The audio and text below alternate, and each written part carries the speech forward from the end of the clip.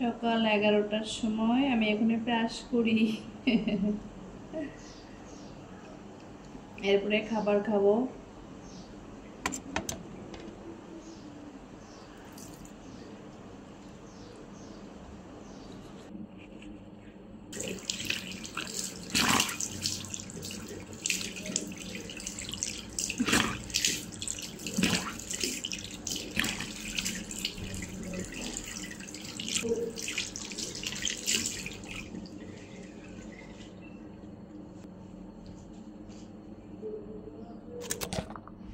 জীবনে সবথেকে বেশি ভয় পেতাম খাবারকে, কারণ খাবার যত বেশি খাবো ততই মোটা হয়ে যাব।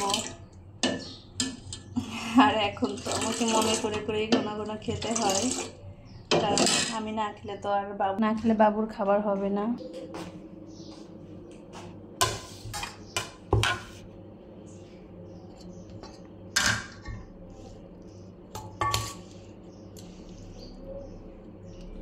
আমার পছন্দের একটা তরকারি, আর এখন তো আমাকে বেশি বেশি করেই খেতে হয়।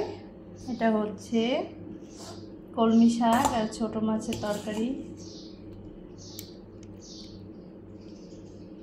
এটা দিয়ে আমি আজ সকালে খাবো। খাবার নিয়ে নিয়েছি। আমার তো ডাইনিংয়ে বসে খাওয়া যাবে না, কারণ এপাশে বাবু রয়েছে, এখানে বাবুকে দেখতে হবে আর খাবো।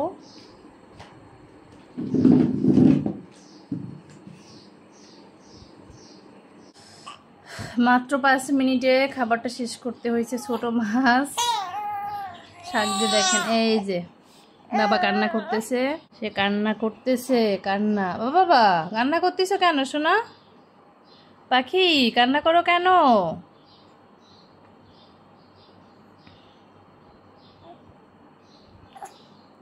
বাবা এই যে কান্না করতেছে, এখন তাকে কোলে নিতে হবে।